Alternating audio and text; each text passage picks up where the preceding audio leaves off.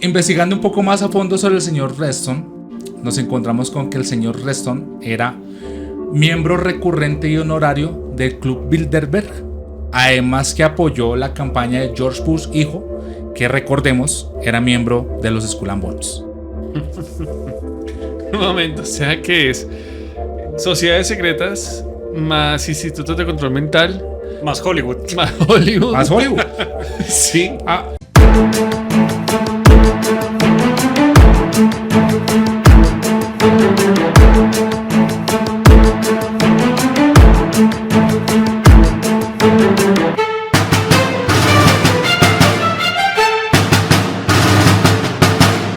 Ahora hablemos de la Rand Corporation. El Tavistock sigue acá actuando en las sombras, ¿sí? Ya vemos que ellos se configuraron a finales del primer conflicto mundial y empezaron operaciones con grandes personalidades del mundo. Resulta que la Rand Corporation es como el Tavistock estadounidense, solamente que ellos no se enfocan como a examinar la mente de una manera colectiva y cultural, sino ellos están más enfocados hacia la parte política. Ella se creó en 1948 por la Douglas Aircraft Company. Digamos que oficialmente a día de hoy la Rand Corporation dice que tiene más o menos unos 1850, unos 2000 empleados, pero se sabe que son alrededor de 30.000 efectivos. ¿Qué? Uy. Operando clandestinamente en todo el mundo. Hagan de cuenta que es como una CIA, es una corporación de inteligencia privada que obedece a fines tanto gubernamentales como particulares. Entonces puede encontrarse a cualquiera ahí. O sea, uno de nosotros pertenece a la Rand Corporation. En Olaya, en la Marley, aquí en Bogotá. Se lo puede encontrar ahí en cualquier clínica ahí. No sería raro. No sería raro porque, por ejemplo, acá en Colombia hay una leyenda que dice que ¿ustedes recuerdan el Bogotazo? Sí, claro. Que fue la muerte después de... Pues no lo recuerdo, pero sí. No estuvimos ahí, pero sí. De Gaitán. De Gaitán. Sí. Del caudillo Uno de Jorge los Eliezer Gaitán. históricos muy. En ese momento dicen las malas lenguas que estuvo Fidel Castro y que la muerte del caudillo fue planeada por agentes de la CIA, posiblemente de estas corporaciones. Bueno, no solo las malas lenguas, el billete de 1000, Ahí allá aparece aparece el billete. Castro, y el carro que utilizaba Gaitán, referente a que era un carro norteamericano. El billete, si pueden colocar imágenes, el billete es totalmente como un color arena, rojizo, y hay dos personajes que están en color gris, entonces lleva a prestar a muchas suposiciones. Pero sí hay documentos que dicen que Fidel Castro estudió acá Sí, cuando era muy joven y estuvo estuvo presente precisamente cuando en el pasó lo del Bogotazo. Bogotazo. estaban siendo monitoreados por la CIA, según dicen, los dos, tanto Fidel como el caudillo. De hecho, también hay digamos estudios que dicen que la CIA fue directamente los que mandaron a matar a Gaitán. O sea, no era solamente una cuestión de guerra entre liberales y conservadores, sino que era mucho más profundo porque las ideas de Gaitán eran muy peligrosas. Exacto. Para la Descabellado hegemonía. no era. Porque digamos que el norte del país cambió radicalmente después de eso. Entonces, para que se den cuenta el nivel de infiltración que tienen estos efectivos, ¿sí? Pues, yo no estoy asegurando que fue la Rand Corporation, no. Simplemente estoy usando como ejemplo cómo se infiltran, digamos, en los momentos más cruciales de la historia para cambiarla a su favor, ¿sí? ¿Qué pasaría si les dijera que el 53% de empleados de la Rand Corporation tienen PhD, doctorados y postdoctorados? O sea, no es cualquier lagaña de mico. No. Ustedes van a ver los conferencistas de la Rand Corporation son altos cargos de grandes corporaciones como por ejemplo BlackRock, JP Morgan Chase, Banco Mundial, la Trilateral, o sea, son organismos... La Comisión Trilateral. Sí, O sea, los dueños del mundo. sí. Y trabajadores de la Rand Corporation. Ya entiendo un poquito a los conspiranoicos de que pescan en río revuelto, porque son muchas cosas y puede llevarse también a demasiadas malinterpretaciones, ¿no? Sí, entonces digamos que la Rand Corporation es la encargada de diseñar este tipo de estrategias de control mental, pero más a un nivel político y militar.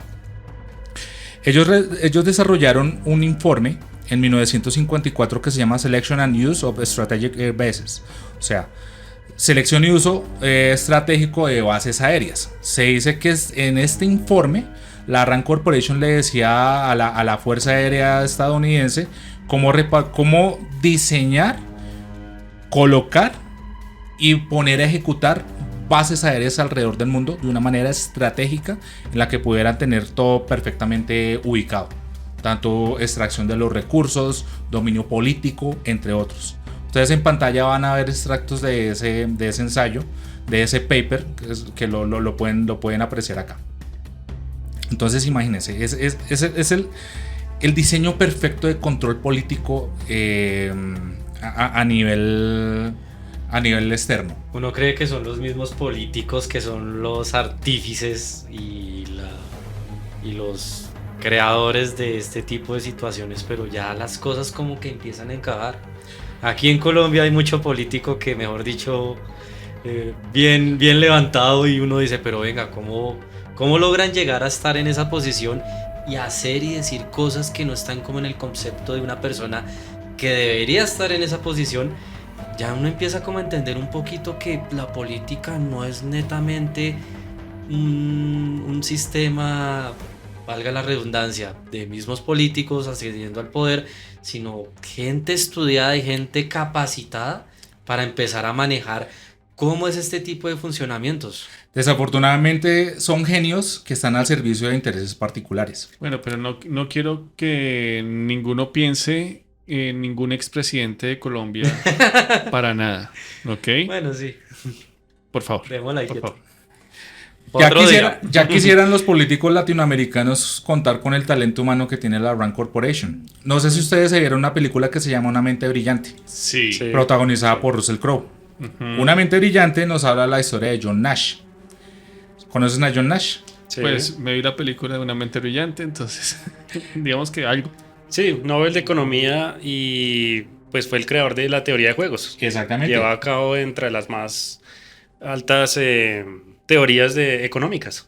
Si ustedes ven ahí en la película, nos cuentan pues que una organización secreta, al parecer un brazo oculto de la CIA, se acerca a John Nash para que le ayuden a desarrollar ciertas tácticas, y efectivamente en medio de eso es que él desarrolla la teoría de juegos. Realmente John Nash trabajó para la RAND Corporation. Al parecer esa corporación que se muestra en la película es la RAND Que Corporation. supuestamente estaba solamente en la cabeza del hombre, pero es como un primado negativo. Sí, exactamente. Ahí nos están contando la verdad entre líneas. Palabra Bueno, deliciosa. no entre líneas realmente, nos están contando la verdad, pero Sí. a lo último dicen, no, es que el pobre loquito tenía todo eso en la cabeza. No, él efectivamente trabajó para la RAND Corporation y puso a servicio de ellos la teoría de juegos, que sirvió como, ¿cómo decirlo? Como una teoría de estrategias militares para los fines que tenía los diferentes, específicamente los gobiernos de Estados Unidos y de Gran Bretaña, de Reino Unido.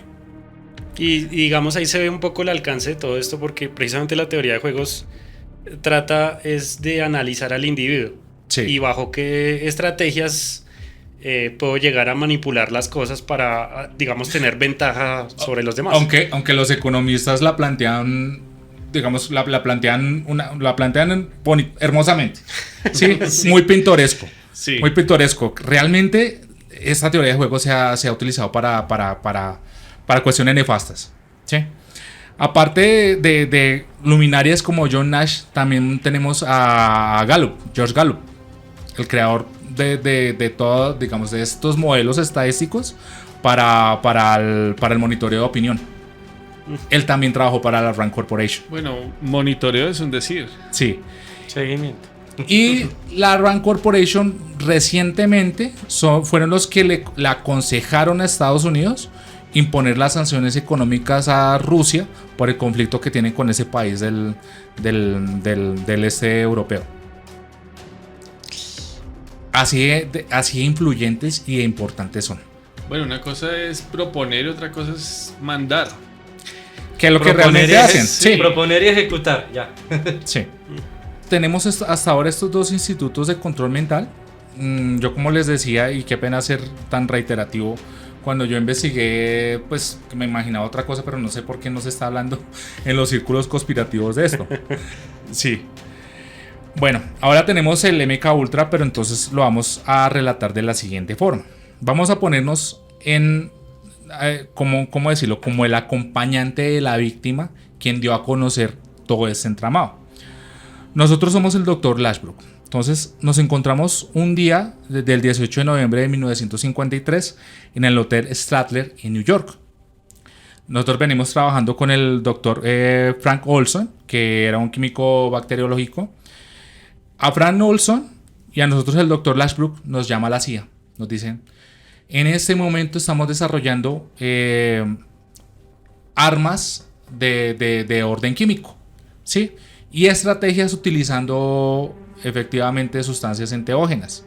Nos pueden ayudar, dado que ustedes conocen la química orgánica pues de estas sustancias. Efectivamente accedemos, pensamos que pues como la CIA lo pintaba, eran sustancias que iban a servir para que la tropa en combate pues pudiera rendir mejor. Sustancias para desaparecer el sueño, para mejorar la concentración, el rendimiento físico, entre otras. Resulta que sin querer a Frank Olson, la CIA, lo hizo parte del proyecto MKUltra, pero no como un partícipe, un diseñador, sino como un conejillo de indias. Al parecer le empezaron a suministrar LSD sin que él se diera cuenta, que es ácido lisérgico, que como sabemos los componentes del LSD manipulan o no manipulan, influencian bastante fuerte en ciertos neurotransmisores. Entonces le empezaron a suministrar este ácido LSD y él empezó a tener efectos secundarios como depresión. Empezó a tener síntomas como depresión, caídas del estado de ánimo, entre otras. La familia lo empezó a ver con estas recaídas de este tipo de... Más o menos, ¿cuánto duró esto? Se dice que fueron entre 2 y 4 años. Las manipulaciones Sí. Y entonces él empezó a reportar esto a los superiores. En ese momento uno de los superiores era Sidney Gottlieb. Él fue destituido porque él hizo cosas terribles experimentando con el MKUltra. Y mandan a Frank Olson a unas terapias con unos psicoanalistas y unos psiquiatras que estaban allá en Nueva York. Entonces de repente pues estaba bien. Y recordemos que nosotros somos el Dr. Lashbrook. Nos dio un malestar, una descomposición estomacal, pues tenemos que ir al baño, allá sabemos qué, a ocuparnos de esto. Y estábamos concentrados en el tema cuando de pronto se escucha un ruido fuertísimo en el cuarto, como que se estallaran los cristales. Efectivamente salimos corriendo a ver qué pasó y efectivamente el señor Frank Olson es encontrado en el suelo a las afueras del hotel. Llega una comisión de investigación, precisamente la comisión de investigación que tiempo después se hizo cargo de este desvivimiento aparentemente, se llama la comisión Rockefeller. Sí. Ok. A ver qué desastre hicieron y sí. Entonces, bueno, todo está llegamos. Investigaron y al principio al doctor Lashbrook lo intentaron inculpar, pero él demostró que pues no tenía nada que ver, que mientras el señor Olson se desvivía, él estaba ya haciendo sus deberes en el baño, ¿sí? Hicieron una investigación más exhaustiva y efectivamente se dieron cuenta que Frank Olson fue víctima de experimentos de control mental por parte del MKUltra. Entonces acá empezamos a ver una primera etapa de experimentación con el LSD, digamos en individuos particulares. Es tan, ¿cómo decirlo? Tan mezquino el uso que le dieron ciertas personalidades de la CIA que no les importó usar uno de sus propios efectivos para ver cómo reaccionaba una persona ante el LSD. Llevarla hasta el límite. Sí. Sí, pero ¿cuándo no ha sido así? Bueno, acá yo sí quiero hacer una salvedad. Y es que tampoco estoy condenando a la CIA como mejor dicho, la agencia de espías del anticristo, no. Al parecer la CIA, sí, digamos que la CIA ha participado en operaciones bastante cuestionables y bastante dudosas, incluidas el MKUltra y el proyecto Stargate. Pero yo lo que puedo intuir es que en la CIA hay también facciones. Hay células. Entonces hay una facción que efectivamente sí trabaja en pro de la gente, que efectivamente pues sí trabajan, digamos, salvaguardando la seguridad nacional de Estados Unidos y de sus aliados. Y si hay otra facción oculta que trabaja para sus propios intereses, y ahí sí, como los conspirativos dicen, hacen parte del Estado profundo, del Deep State. Bueno, Sensei, su merced estaba comentando sobre el estado profundo, Sí. pero algo muy conspiranoico es la exopolítica. ¿Esas cosas tienen algo en común? Sí, sí, digamos que sí tienen en común. No lo vamos a tocar ahora porque digamos que el tema no corresponde a hablar de exopolítica, pero al parecer el Estado profundo también ha sido partícipe de ciertas relaciones con entidades no humanas. Bueno, en principio entidades extraterrestres no humanas, el Estado profundo ha estado involucrado en múltiples cosas que ustedes no se alcanzan a imaginar, pero no vamos a hablar en este capítulo de eso. Bueno, pero ¿de qué hace parte el estado profundo? Digamos que el Estado profundo se encarga, y digamos que es esta facción de la CIA que hacen cosas no tan legales, no tan éticas, que se dice en los círculos conspirativos que está involucrada con ese Estado profundo. Ellos desarrollan, ¿cómo decirlo? Mecanismos, desarrollan tecnologías, desarrollan ideas, digámoslo coloquialmente, para el control global, para el control mundial. De eso se encargan. ¿Cómo se financia el Estado profundo? Hay algo que se llama el presupuesto negro. ¿Qué es el presupuesto negro? El presupuesto negro son fondos que se obtienen de operaciones no legales. Vamos a decir blanqueos de dinero, ¿sí? Entre lavados de activos, blanqueos de dinero, también participan en operaciones bursátiles, entre otras. Hay varios informes que reportan que a la CIA se les ha caído helicópteros llenos de sustancias alucinógenas, de estupefacientes. O sea, las canciones de música ranchera no estaban del todo desentendidas. No. Entonces, por ejemplo, hay una película de Tom Cruise, encarna a este piloto que estuvo involucrado con Pablo Escobar, que se llamaba Barry Seal. Él ahí comenta, en esta película se comenta cómo la CIA hizo de la vista gorda, y cómo decirlo, cómo permitió que ciertas operaciones de Pablo Escobar fueran llevadas a cabo, y se hizo de la vista gorda. Inclusive la película va más allá y dice que ellos mismos financiaron, digamos, como el auge y los inicios de Pablo Escobar. La película se llama así, Barry Seal Solo en América. Solo en América. Del 2017. Exactamente. Y estas operaciones, el usufructo de esta compra y venta o la participación de estos mercados negros, es lo que alimenta el presupuesto negro, que a su vez ayuda a desarrollar estas operaciones del Estado profundo. Un momento, entonces, lo que estamos diciendo acá es que la CIA realmente abre los caminos o protege de cierta manera a los narcotraficantes, o protegía a los narcotraficantes de la época, o por lo menos no los atacaba, para que pudieran hacer sus negocios a cambio de un porcentaje por protección. No tanto la CIA. Como vuelvo y repito, la CIA, no vamos a satanizar y a demonizar la CIA. La CIA, digamos que no es ni buena ni mala. Ella tiene que estar al servicio del Estado, ¿sí? Y obviamente que por ese servicio y salvaguardando la seguridad nacional se justifican ciertas operaciones, por ejemplo, lo que hacían en Guantánamo con los campos de concentración y tortura para extraer información. No es ético, pero sí es útil y sirve para la seguridad nacional, ¿sí? ¿Qué es lo que pasa? No tanto la CIA, sino estas facciones o individuos específicos. Que un individuo haga cosas que no son éticas, digamos que no hace responsable toda la organización, ¿sí? Y eso es lo que pasa, que muchas veces los altos mandos que respondían ante el Congreso de Estados Unidos no eran conscientes de estas operaciones encubiertas o operaciones ocultas que hacían ciertos miembros de la CIA. Hay una serie en Amazon de un agente de la CIA, un analista, que efectivamente habla de eso. En este momento se me va el nombre. Es protagonizada por John Krasinski, pero hablan de eso, hablan de cómo ciertas operaciones de la CIA no son reveladas ante los altos mandos.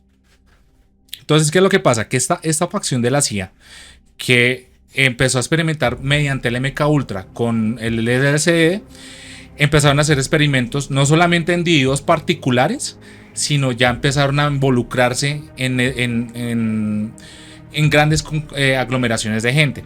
Entonces ellos empezaron a combinar estos estímulos entre sustancias psicoactivas, música, ritmo y cultura. Uno de los primeros laboratorios, y siguiendo la doctrina de la Escuela de Frankfurt fue una organización en la que se basaron el gobierno o los altos mandos de la Alemania malvada para llevar sus operaciones de control mental a cabo. Uno de los principales preceptos o digámoslo así, medidas de control que ellos pregonaban era por el uso de la música, porque ellos sabían que mediante la música se podía doblegar la voluntad de las personas y se podía operar de la manera que ellas quisieran. Que lo que hablábamos ahorita de las emociones y el cerebro reptiliano y toda la cuestión. Exactamente.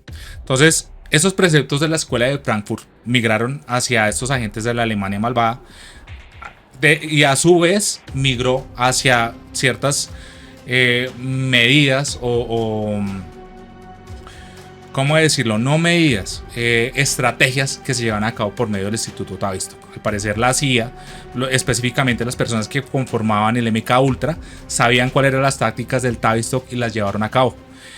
Entonces empezaron a experimentar en 1967. Hay un festival que se llamaba Festival Anual Internacional de Pop de Monterrey, en el condado del norte de California. Ese fue el precursor del Woodstock en 1969.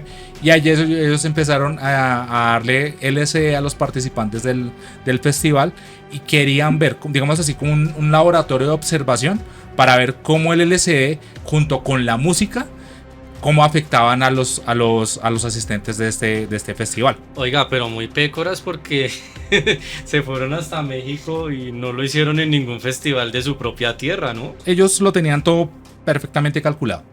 Si iban a afectar con estas medidas a cierta población, ojalá no fueran población americana. Y si fueran americana, ojalá no fueran población pues, del centro y del norte de Estados Unidos. Así que digamos que es como la crema de nata y está la aristocracia estadounidense. Exactamente. Okay. Aldous Huxley, autor de Un Mundo Feliz, dijo en una conferencia que él dictó en la Universidad de San Francisco, eso fue como en los 50s, en los 60s, y fue algo profético, fue algo aterrador lo que él dijo. Dice: en la próxima generación o en la siguiente, habrá un método farmacológico que hará que las personas ahora en su condición de siervas y que permitan una dictadura sin lágrimas, que produzca una especie de campo de concentración indoloro para las sociedades enteras, de tal forma que hará que las personas se hayan despojado de sus libertades y estarán contentas de que así sea, porque habrán perdido todo deseo de rebelarse. Y es muy cercano a lo que él proponía, de hecho, en su libro. Sí. Y adivinen qué. Eso fue llevado a cabo en el Festival de Monterrey y 2 años después en el Festival Woodstock, donde se presentó Jimi Hendrix y todas esas leyendas del rock. Exactamente. Carlos Santana. De hecho, acá vamos a ver. Entonces, el uso de LSD, obviamente ellos no querían que la gente supiera que estaban siendo objetos de un experimento de escala masiva, ¿sí? Entonces se le vendió como la nueva revelación espiritual, intelectual de la época. Se le vendió de tal forma. Recordemos que ellos se mueven vendiendo sensaciones, vendiendo sentimientos. Y el uso del LSD no fue diferente. Se vendió de la misma forma. Empezó a caer tan nocivo y empezó a pegar tan duro en los asistentes que empezaron a generarse anuncios del uso del LSD. Vamos a ver los principales anuncios, los más polémicos que se dieron en ese momento en Woodstock del 69. You know, all us people from the Bay Area, we're real LSD freaks. The stuff that they're passing out here today may or may not be LSD, but there's a chance that you won't have a very good trip. Now what you're supposed to do after you know that is you're supposed to stop taking it. I am informed that somebody somewhere is giving out some flat blue acid. It is poison. It's deadly serious, man. Be cool. Those of you who have partaken of the green acid, if you would, as soon as convenient, please go to the hospital tent. There is someone giving out some flat blue acid. It is poison. There are 15 people who are very ill from it. To get back to the warning that I've received, you may take it with however many grains of salt you wish, that the brown acid that is circulating around us is not specifically too good. It's suggested that you do stay away from that. Of course, it's your own trip, so be my guest, but please be advised that there is a warning on that one, okay? Tenemos todas las advertencias del uso de LSD. Y acá tenemos una de las participaciones más notorias de Woodstock del 69, que fue Carlos Santana haciendo este solo de guitarra tan legendario bajo los efectos del ácido lisérgico. Vamos a verlo. Ok. Y él dijo... Claro, en entrevistas posteriores él aceptó que él estaba influenciado por esta sustancia, claro. Ah, carajo, vea pues. Y sacó esto. Es que eso era lo normal Sí. en la época.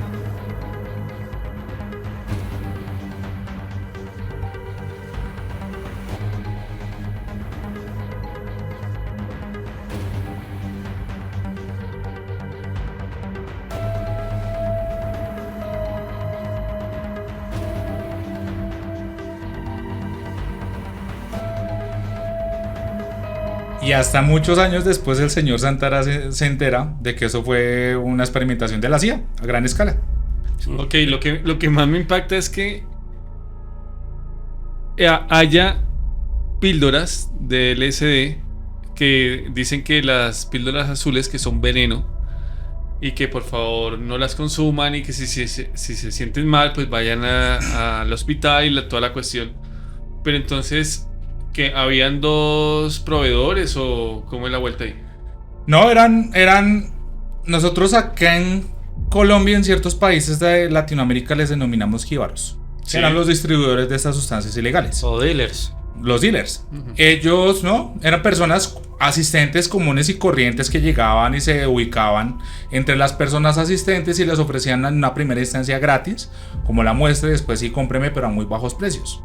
Ahí es donde vemos los anuncios que vemos hace un momento, que advierten de que algunas de estas dosis de LSD podían estar envenenadas o adulteradas. Y le dicen a la gente que consuman con cuidado porque pueden tener un viaje con muy terribles consecuencias.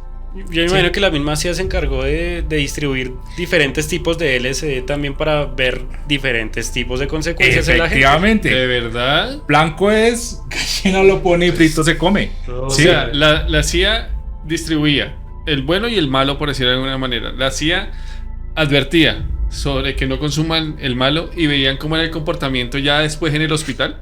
Exactamente. Uy, unos Los efectos angelitos. secundarios y sobre todo lo más importante, dependiendo de las dosis y de los estímulos externos, cuáles eran los niveles de manipulación a los que podía llevarse un individuo, según las condiciones dadas. Eso fue, digamos que el punto más importante que alcanzaron por medio de esta experimentación. La experimentación se refinó. Obviamente denunciaron a estos dealers, algunos no aparecieron y fueron pasando los años. Nosotros, bueno, popularmente digamos que en la música y tampoco vamos a hablar en una próxima charla, en una próxima oportunidad de la música y los mensajes subliminales, ¿sí? Pero para abrir paso a esa charla vamos a empezar a hablar de la MTV. Resulta que ellos empezaron, la CIA, y agarrándose de las investigaciones del MK Ultra, por medio de este suministro de estas sustancias, hubo varios observadores que hacían parte de este mismo, ¿cómo decirlo?, de este mismo círculo de poder. Nos encontramos a finales de los 60s, inicios de los 70s. Ustedes conocen una cadena que se llama MTV. ¿De quién no? Claro, ¿quién no? Obviamente. Crecimos con MTV. De hecho, fue un icono entre los 80s y los 90s, sobre todo de la vanguardia musical y de dar a conocer los que hoy conocemos como los mayores exponentes de la cultura pop. Exactamente. Bueno, acá en MTV se empezaron digamos que el principio de MTV era ellos querían marcar tendencia y ellos querían establecer paradigmas en los cuales establecían cuál era la conducta que debían seguir los jóvenes de la época, ¿sí? Resulta que mediante los videos o los medios audiovisuales que implementaba MTV, se empezaron a implementar varias tácticas que utilizaba el Instituto Tavistock. Nos encontramos el primer analista del Instituto Tavistock, Frederick Emery. Estableció que la manipulación mental, digamos, de forma audiovisual puede darse introduciendo un fotograma dentro de 50 fotogramas, ¿sí? Acá empezamos a ver el principio de los mensajes subliminales. Pero es una manipulación, no digámosle una manipulación discreta, porque no alcanza a ser subliminal. Y otros de los estudios del Instituto Tavistock revelaron que el ser humano establece asociaciones inconscientes con una canción durante la infancia. Y cuando esta persona que ya es adulta escucha esta canción de la infancia, desarrolla un sentimiento que le conocemos como nostalgia, regresándola a su estado más inocente, que es el estado de la niñez. Cuando esa persona regresa a ese estado, se puede implementar o se puede introducir un mensaje y hacer lo que el emisor quiere. ¿Sí? O sea, le metieron más tecnología y más a fondo, más estudio para poder, con medios externos, llegar a estas capas a las cuales hemos venido mencionando a través de este capítulo. Sí, porque la nostalgia hoy en día la vemos no solo en la música, la vemos en películas, en videojuegos. ¿En qué no la vemos? Exactamente. De hecho, las remasterizaciones de los videojuegos es una cosa impresionante. Se están remasterizando muchísimos videojuegos. Yo caí en uno de esos, que es Resident Evil. Me encantaba eso y mi recuerdo era unas gráficas excelentes de la época. Cuando ya veo esas gráficas, actualmente digo, no, pero ¿cómo yo jugaba esto? Mejor dicho, tenía mejor resolución Minecraft. Sin embargo, con la remasterización casi que me incitaron a volver a jugar ese videojuego. Y obviamente me imagino que las ventas de eso... Claro, y es que es lo que hablábamos al principio. Si ustedes ven una de las tácticas de marketing más exitosas en los últimos años, es la implementación de la nostalgia. Entonces ahí es donde nosotros vemos que, digamos, que hay mucho arte que se basa en los años 80, series, películas, canciones, este tipo de cosas. Sin ir más lejos, Stranger Things. Stranger Things es una de las series más exitosas de la última década, de los últimos años. ¿Por qué? Porque emplea efectivamente el uso de la nostalgia. ¿Sí? Es un hito a la nostalgia. Exactamente. Y manipula toda esa parte sentimental de los seres humanos. Ah, bueno, y también hablando de la nostalgia, el tema de la película de It, que se hizo hace muchísimo tiempo y ahorita le hicieron el remake y fue también todo un éxito. Creo que ya va en la segunda o tercera película, no me acuerdo. La segunda. La segunda, ¿sí? Sí, la segunda. Muy buena. Bueno, ¿quién hace It? ¿Quién hace Stranger Things? Son los principales medios de comunicación y casas productoras de Estados Unidos, ¿no? Sí. Ustedes conocen una productora, bueno, ya es un imperio de las comunicaciones. Se llama Viacom. Sí, creo que en los inicios de las películas a veces sale eso, me parece, no me acuerdo. Digamos que Viacom incluye también a CBS Corporation. ¿Sí la han escuchado? Sí. Sí. ¿Adivinen qué? MTV es parte de Viacom y de la CBS Corporation. Si ustedes ven, ellos no dan puntadas sin dedo. En todos los medios de comunicación, CBS Corporation acomoda la opinión pública, pues obviamente a sus propios objetivos, y lo mismo pasa con MTV. Que MTV siempre utilizaba, porque ahorita ya no es tan relevante como hace unas décadas, ciertas estrategias como de mandar la opinión pública o inclinarla hacia un lado de la balanza o hacia el lado que ellos la creyeran más conveniente. Pero era demasiado sutil, era bien trabajado, porque MTV como tal en los 80s y en los 90s, que fue el auge de ese canal, ellos eran el tema y su caballo de batalla era somos adolescentes y no cumplimos las reglas, y somos irreverentes y únicos por estar en ese estado de ser adolescentes, ¿sí? Sí, exactamente. Pero si nosotros vemos detrás de todo eso, vuelve y se cumple lo que ya hemos visto, que que es la manipulación por medio de las emociones. Entonces, ellos no se vendían como un medio de comunicación o un medio donde se emitían videos musicales. No, ellos se vendían como un sentimiento joven rebelde. ¿Sí?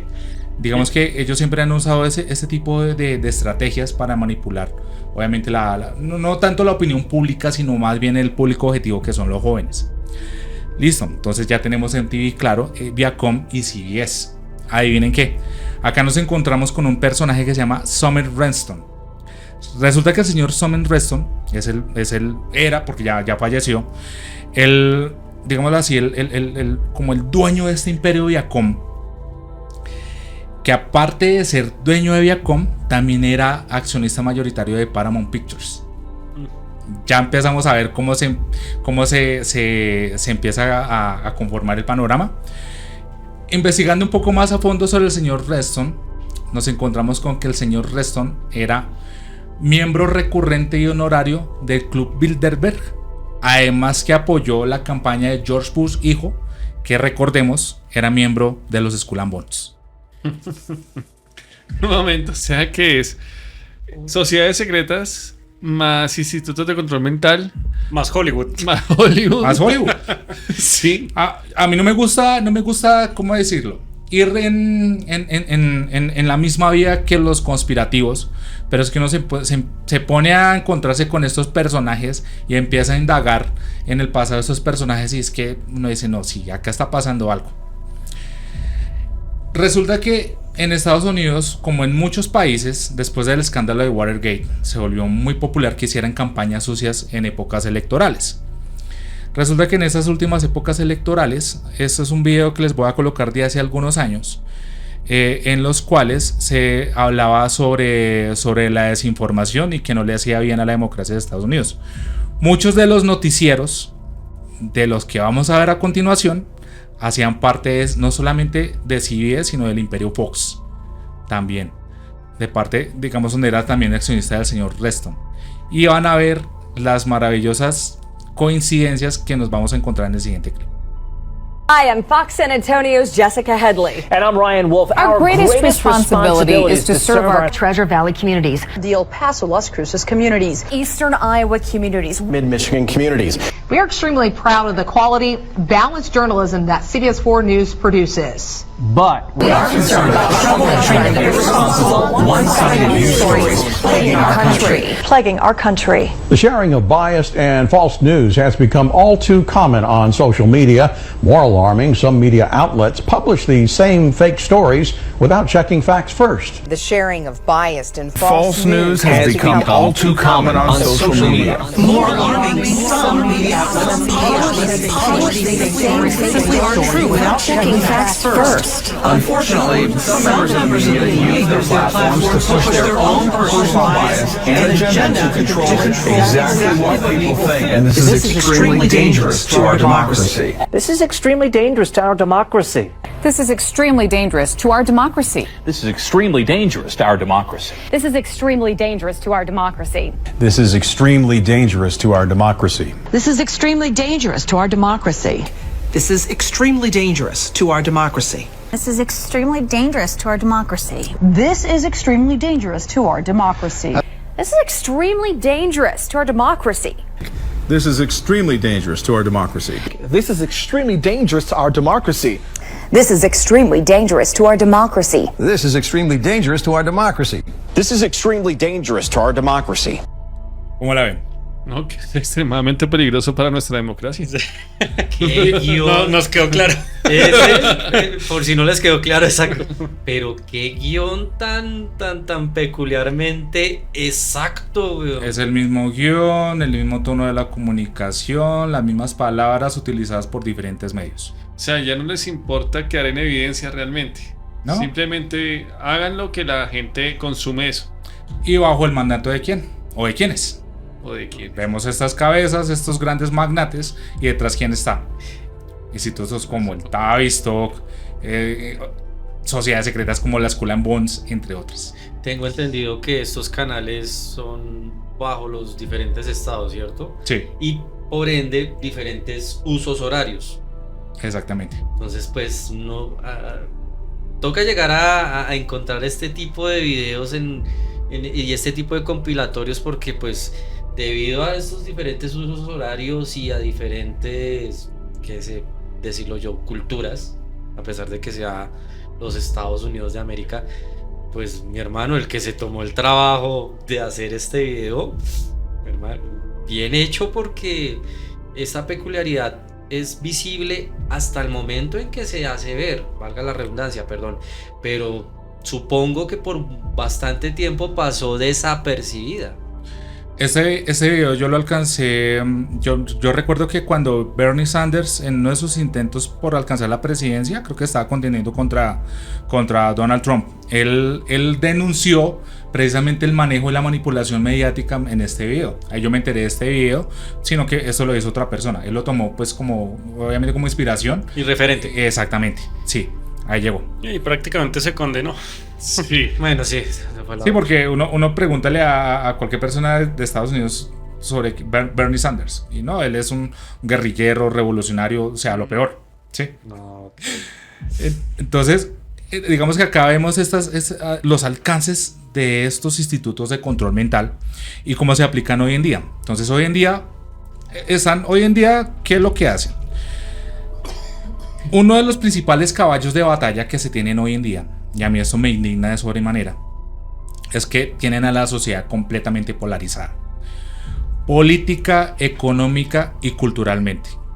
Es decir, que los que denuncian ese tipo de cosas básicamente tienen la soga en el cuello, y la comunidad, que ya está como idiotizada de alguna manera, hipnotizada o polarizada hacia una opinión, va solita a atacar a esa persona que denuncia. Sí, y digamos que ellos tienen también diseñados sus mecanismos, que esa persona ya va directo al deshuesadero, ¿sí? Ya digamos que eso se llama un autodesvivimiento involuntario. Por ejemplo, lo que le pasó a Bernie Sanders. Se puso a denunciar todo esto y pues vemos que eso significó su muerte política. Él sigue ocupando cargos públicos, pero no con el mismo impacto que era antes. Entonces, lo que yo como les venía comentando, eso a mí me generó una indignación completa, porque tienen polarizada la sociedad. Más miremos el caso de América Latina, inclusive en Estados Unidos y Europa alcanza a ser lo mismo. Siempre es una polarización de diferente índole. Entonces acá en América Latina, hablando en el sector político, tenemos una polarización de derechas o izquierdas. No hay nada en el centro. Es un extremismo absoluto para los dos lados. A nivel cultural, ¿cómo está polarizado? Ahorita estamos viendo una batalla de hombres contra mujeres, ¿sí?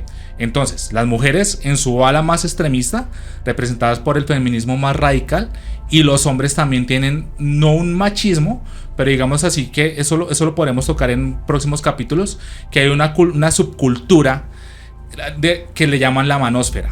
Y en la manósfera, el ala más radical es el movimiento MGTOW o de la píldora negra.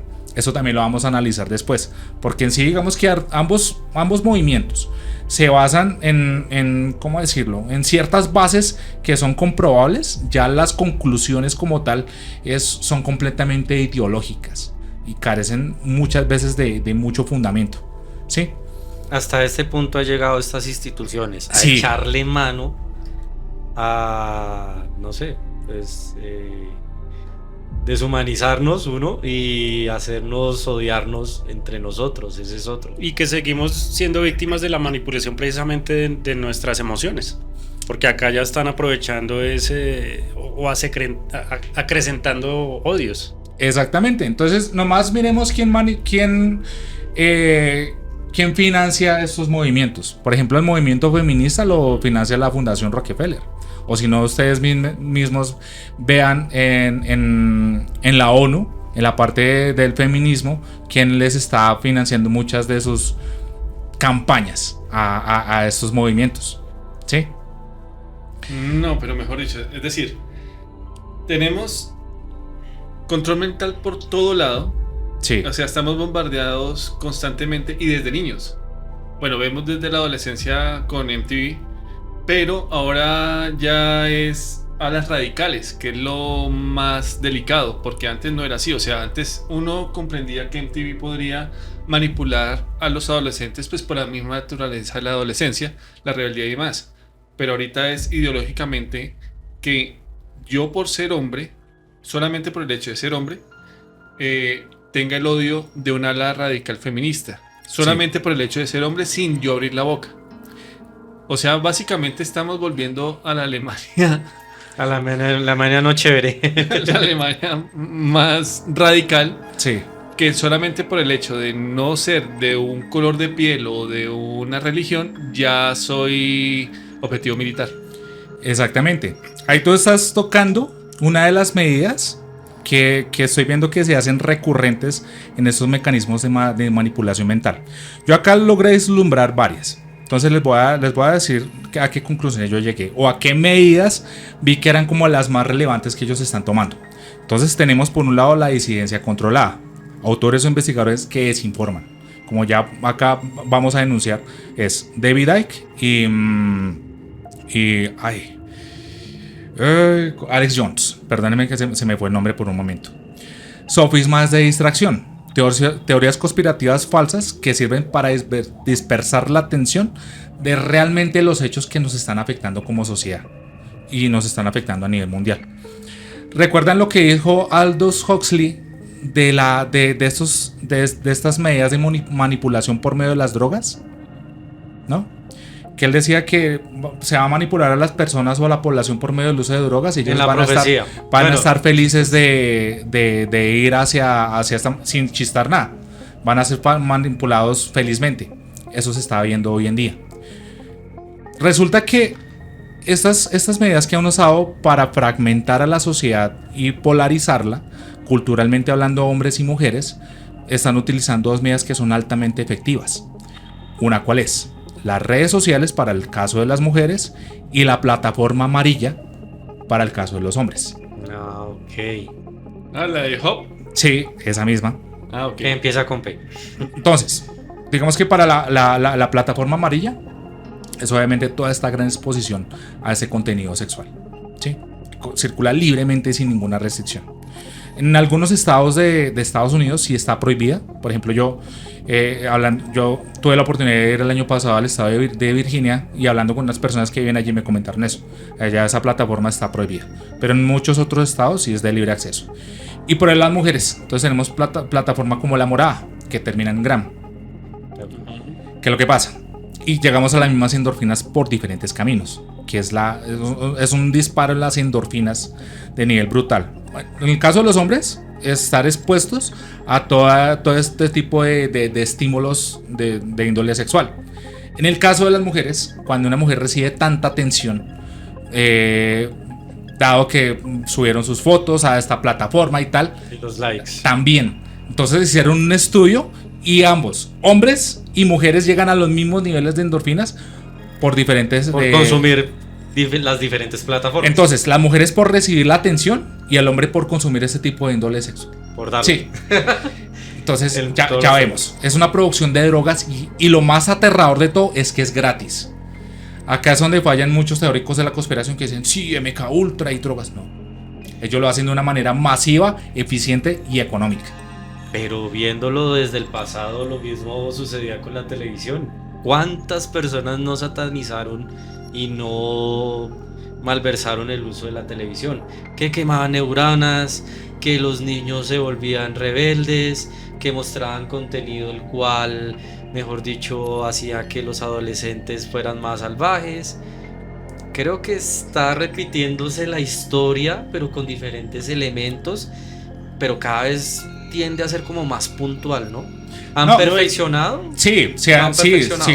No, y ahora digamos es más delicado porque no solamente es el manejo de las emociones, sino ya estamos hablando de los aspectos más básicos de nuestro ser. Sí. Sí, por ejemplo, el ámbito sexual es una de las... ya es algo... digamos en nuestro concepto como de animal, de ser vivo. No, y el problema con esto es que ya cualquier persona tiene acceso a estos contenidos. No, pero desde un niño que ya sepa usar celular divinamente, Pero lo grave no es solamente eso que yo veo, es que la plataforma en sí es solamente eso, una plataforma. Los creadores de contenido son los mismos que consumen ese contenido y es un círculo vicioso. Es decir, yo como dueño de una plataforma simplemente la pongo ahí sin restricción y el que crea contenido es el mismo que lo consume. Es decir, yo no estoy haciendo ningún trabajo realmente. Y además me pagan por tener ese contenido subido ahí. O sea que es un negocio, primero es un negocio súper redondo, porque la plataforma como tal no tiene que crear nada, simplemente es un espacio abierto.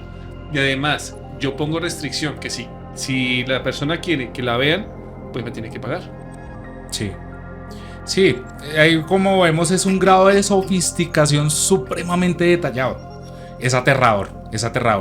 Y como les decía, es masivo, es efectivo, es económico. No es tan rimbombante como nos quieren pintar que el MK Ultra y la manipulación Illuminati, no, es mucho más sencillo, más útil, pero más efectivo. Y hay una última etapa que me estoy fijando que están llevando todas estas plataformas, tanto la plataforma amarilla como la morada que termina en gram, ese tipo de plataformas, y es la exaltación del yo. Para digamos, ir hasta lo más alto del ego humano, ¿sí? Para al mismo tiempo deshumanizarlo, que se está viendo. Yo no quiero sugerir que como tal se esté llevando hacia una política transhumanista, pero todo lo indica que así es. Ustedes ven, por ejemplo, los últimos movimientos progresistas. Yo no estoy en contra, valga la aclaración, yo no estoy en contra, digamos acá, de las diferentes tendencias sexuales. Pero ya estamos viendo que esos movimientos progresistas están haciendo mucho hincapié en usted comportarse de cierta manera, y si no es así, usted es un retrógrada, usted es un atrasado, y empiezan a crucificarlo públicamente. Eso por una parte, digamos que el transhumanismo por la parte del yo, y en otra parte el transhumanismo usando fármacos. Ahorita hay una publicidad desaforada hacia el culto al cuerpo, y está bien, yo hago ejercicio, creo que pues está bien tener un estilo de vida saludable, eso es una cosa. Pero otra cosa es que ya nos quieran convertir en máquinas, usando desaforadamente cierto tipo de fármacos. Como vemos, ellos son expertos en propagar los fármacos para la manipulación social. Y lo están haciendo en movimientos del fitness. Si nosotros nos vamos a ver en la década de los 70, el uso de esteroides anabólicos a la época de hoy, o sea, el incremento ha sido como un 800%. Lo mismo, ¿sí?, que la industria tabacalera en ese entonces. Exactamente. No, y vemos cómo empiezan a satanizar muchos alimentos. Sí. O sea, prácticamente hoy en día todo es malo. Tomar agua es malo. Sí. Sí, entonces, ya para concluir, lo único que me queda por decir es, por favor, vigilen lo que ustedes están consumiendo, vigilen a quienes están viendo, y sobre todo tómenselo con sentido crítico, con pensamiento crítico. Si hay alguna información circulando por internet de algún artista, por favor, verifiquen de dónde proviene.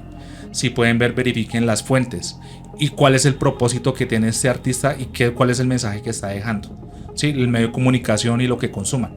Todos sean más críticos de esa parte y verán que esas estrategias de manipulación mental van a ser muy poco efectivas con nosotros. O sea que la manipulación está servida en bandeja de plata, las redes sociales están precisamente para eso, y me queda, digamos, mucha duda sobre términos como el transhumanismo, por ejemplo. Sí, ese es un tema interesantísimo. Desafortunadamente, pues el tiempo no nos da para más, para tocar ese tema en específico, pero sí hay que tocarlo porque, digamos que estas élites, a mí no me gusta llamarlo élites porque cuando se habla de élites no se especifica quién es la élite o quiénes son. Pero sí hay unas personas, hay unos actores detrás de estos grupos de poder, y efectivamente lo que buscan es sacar hacer o que el ser humano involucione o convertirlo en otra cosa. Eso es el transhumanismo. Ok, bien. Pero eso tengámoslo ahí. Sí. Porque si no se nos alarga el chico y pues... Conste que no iba a explicar qué era, entonces sí, ahí lo vamos a dejar. Lo vamos a dejar hasta ahí, pero entonces, ahorita, vamos a empezar con las conclusiones. Ok. Y de lo que pensamos cada uno sobre este tema. ¿Listo? Vamos a empezar con Sebas. Sebas, entonces, ¿qué has pensado? ¿Qué opiniones te merece todo esto? No, pues pensar muchas cosas. Realmente uno queda impactado con todo esto. Pues muchas gracias, Oscar, por abrirnos 1000 puertas en la cabeza. Digamos que a pesar de que estamos tan sumergidos en toda esta manipulación, creándonos necesidades falsas y alterando todas nuestras emociones, el hecho de conocer esto, digamos que nos hace un poco más conscientes de pronto de cómo sobrellevar nuestras vidas de una mejor forma, ¿sí? Salvaguardando también un poco nuestra espiritualidad, que vemos que es algo que también se está como atacando ahí. Entonces, importante pues a todos los que nos están viendo que profundicen más en esto y asimismo poder combatir un poco toda esta manipulación en la que estamos revueltos. Ok. Bueno, Víctor, ¿qué pensamiento? Veo la cara de Víctor y es como que 1000 cosas al mismo tiempo. Valimos barriga, señor Gaber. No, nada. Acompaño lo que dice Sebas. Nosotros somos humanos y como humanos en muchas ocasiones perdemos el camino y no somos conscientes de todo el potencial que podemos llegar. Un ejemplo es este capítulo, que a pesar de tantas dificultades, hoy lo logramos coronar. Entonces es un mensaje para nuestra audiencia el no sentirse falta de objetivos y de perder la visión tan fácilmente por lo que nos están tratando de meter y tratando de controlar, ¿sí? Pienso yo que no podemos dar pie atrás y sin importar todas estas organizaciones de control mental y tantos estudios que hayan podido realizar y entender que el pasado y poder cuadrar en ese pasado ciertas cosas que en el momento no damos como cabildo para entender y cavidad, perdón, para entender y para comprender, pues está este canal para no abrir los ojos, no decir la verdad, pero sí para empezar a desglosar cosas que en esta sociedad están y para nada son del todo desconocidas. Entonces, gracias a todos por vernos el día de hoy y la conclusión es seguir adelante, no comer entero, no quedarnos con ideas básicas y estar investigando constantemente todo este tipo de sucesos. Perfecto, listo. Okay. Bueno, Cristian. Uy, Dios mío, este capítulo me dejó con más dudas que respuestas, pero me encantó. O sea, esto es todo súper bacano porque es un capítulo, o pues el tema en sí es abrirnos los ojos un poco a lo que estamos expuestos a diario. Estar siempre críticos sobre las redes sociales, sobre todo, sobre la información que nos llega. También poder colar toda esa información y saber qué es falso, qué no es falso. También el objetivo de esas redes sociales cuál es y cómo yo me puedo comportar viendo todo esto que vemos a diario, ¿sí?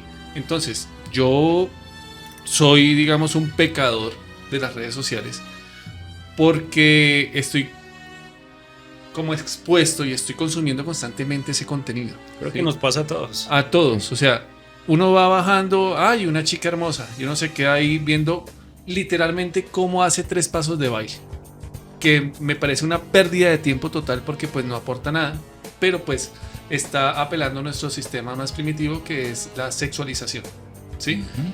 También, ¿cómo es posible que nos pongamos horas frente a una pantalla a ver cómo alguien juega un videojuego? Eso es otra cosa que digo. ¿Cuánta gente está perdiendo horas de su vida frente a una pantalla, ni siquiera jugando, ni siquiera teniendo la experiencia de jugar, sino viendo cómo otra persona juega? Y son otras cosas que uno dice, ¿qué están queriendo con esto? Nos estamos envejeciendo y no estamos aportando nada realmente. Entonces es como algo para que todos también analicemos un poquito. No quiero ser acá el papá regañón con la correa en la mano, pero sí es bueno como evaluar qué es lo que está pasando en nuestro entorno y qué acciones nosotros podemos tomar para cambiar un poquito nuestra realidad. Y bueno, Camilo. Bueno, yo ya les di parte de mis conclusiones, pero ya lo que puedo decirles para finalizar es que si ustedes ven todas estas estrategias que utilizan para control mental, es lo que quieren lograr, digamos, en última instancia, es acallar la conciencia humana, es apaciguar el espíritu humano. Yo me pregunto, ¿será que ellos saben o tienen información de las capacidades del espíritu y la mente humana? ¿Y será que tienen información que nosotros no? ¿Será que la mente humana es capaz de tantos portentos que ellos quieren por todos los medios acallarlos, apaciguarlos y frenarlos? Esa es mi conclusión para el día de hoy. Muy buena pregunta. Bueno, y si ustedes también tienen preguntas, si tienen conclusiones, los leemos en los comentarios. Es muy importante para nosotros para ver cómo podemos nosotros embarcarnos y dirigirnos hacia lo que ustedes quieren saber, resolver todas esas dudas que tienen en la cabeza. Y si les gustó este programa, de verdad, se los agradezco muchísimo dejar su like, activar la campanita y sobre todo suscribirse a este canal, que es muy importante para nosotros que ustedes lo hagan.